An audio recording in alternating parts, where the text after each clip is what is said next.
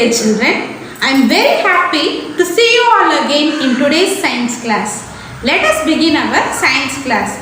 Last class you have seen about safety and first aid, isn't it children? So do you all enjoy it? Yes, we have to learn many things like that. So today we are going to see a new topic. So let me ask some questions like clues. You can find out what topic we are going to learn today. So you are going to learn about something which is very important for the plants to grow. Can you guess? Yes, I will give you another clue.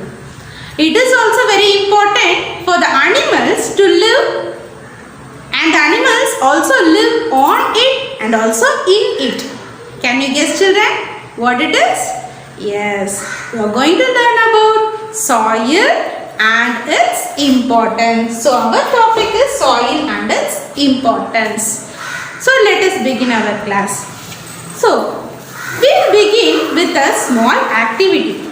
Okay children? So now I have a paper with some sand on it. Okay children? So now I am going to blow the soil here.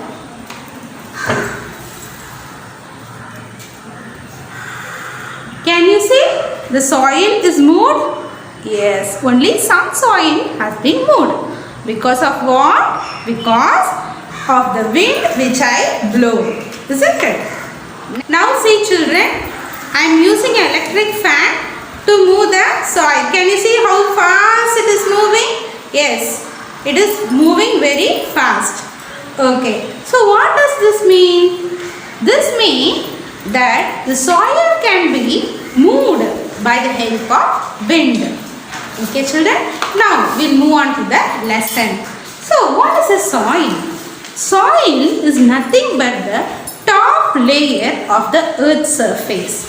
It is useful for many things and we are using it, and it's a big natural resource. It's a best natural resource all organisms use. Let us see it one by one. Can you see? The soil is made up of many kind of things. Among that, even the rocks are present in the soil. And you can see the roots that are found inside the soil. The plants can stand erect because of the soil. Then you can see here some animals that live inside the soil, and also it lives on the top of the soil. So these are nothing but some rocks which is present in the soil. And children, can you see this? Yes, these are nothing but the soil particles, and you have some space in between, isn't it? So soil has water and air space in between. So soil contains water, air, it also has some animals, some plant particles, even the dead parts of the plant and animals are present in the soil. And soil is very much useful for both plants and animals. So let us see the next point. So how does soil form? Soil is formed by the process called weathering. So we will see what is weathering now. Can you see children? So soil is made up of rocks only. So the big rocks has been broken down into many small pieces. Can you see the big rock? Because of the action of water, wind, rain, heat of the sun, etc., it has been continuously expanded and it was broken at one time. So this broken rocks further broken down into many small rocks and finally into the small particles called soil. Okay children, even the weathering has been occurred due to the roots of the plants also. Can you see the plant root is going in between the rocks and breaking it? Yes. Another thing is that you can see here the animals, they are burrowing. That is, they are creating the cracks inside the rocks and break the rocks. So like this, the big rocks has been broken into small rocks.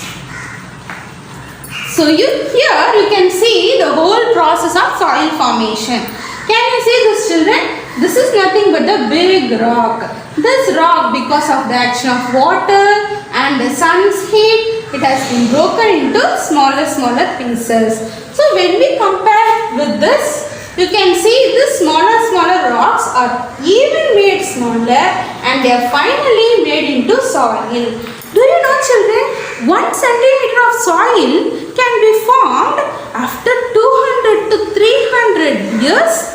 Yes, so soil is a big natural resource which is very much needed for all living organisms.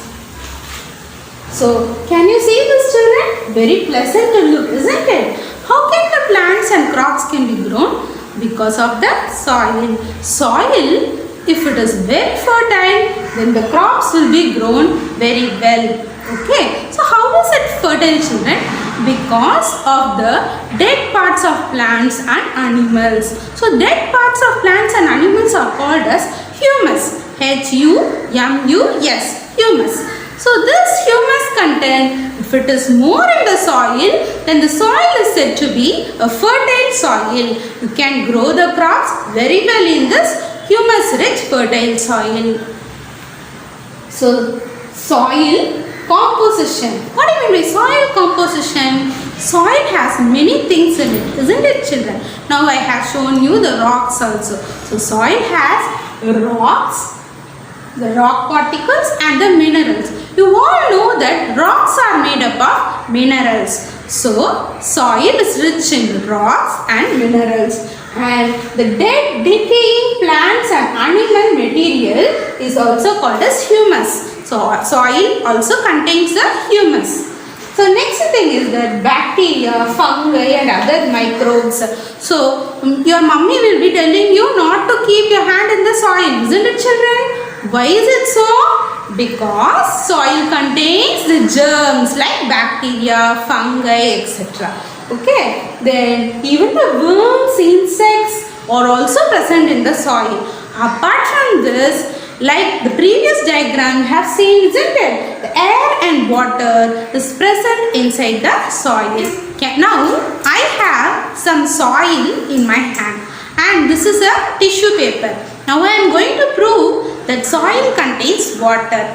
Okay, now I am placing the soil in the tissue paper and then I am just holding the soil like this. Okay, so if I gently press it and open the soil, and you can see the tissue paper is wet, isn't it, children?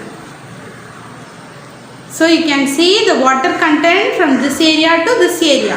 That means soil contains water. Okay, children? So this experiment proves that soil contains water. One more experiment for you to show that soil contains air. So this is a test tube and I am having a water in a beaker. Okay, now I am going to pour this water inside the test tube which is containing the soil. So let us see whether the soil is having the air or not.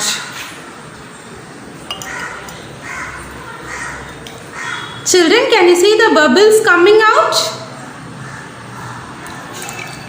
Yes, can you see the bubbles? Yes, that shows, the bubble shows that soil contains air.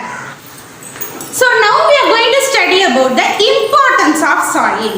First point is that soil contains water and minerals that is necessary for the plants to grow. You know about the photosynthesis process, isn't it, children?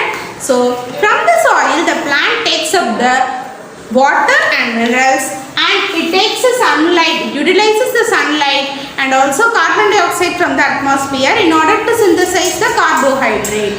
So the plant prepares its own food while the animals take the food from the plants. For example, herbivores, they eat the plants and its parts, isn't it, children?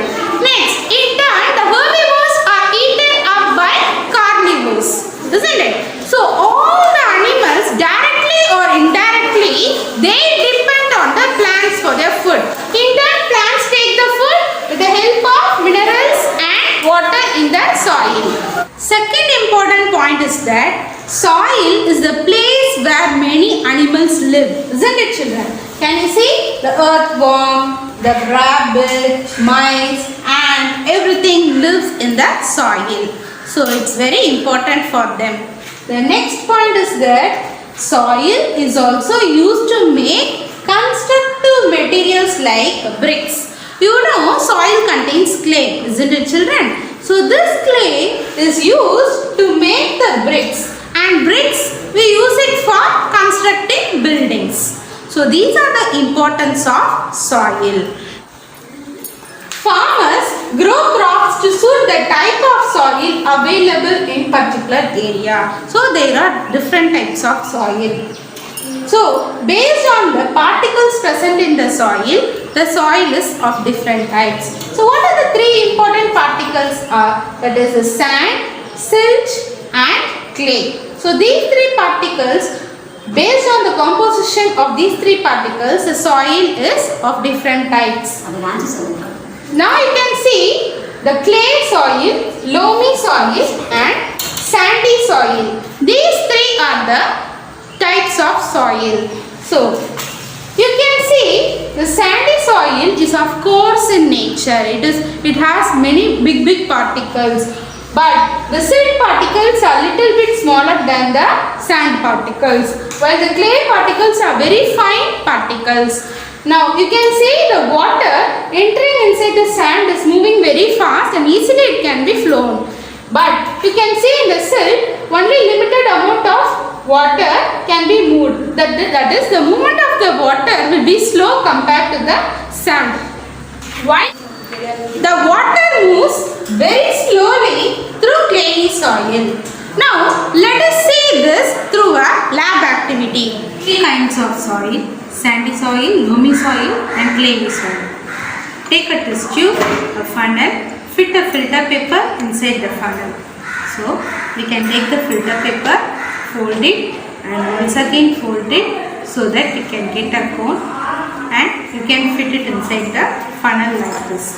Now take the sandy soil, pour the sandy soil, same way the loamy soil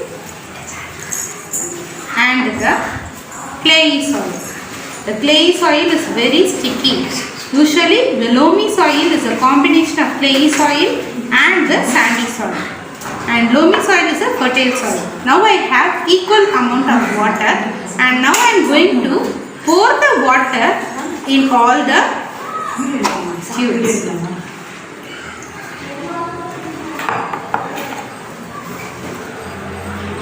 Let us observe here.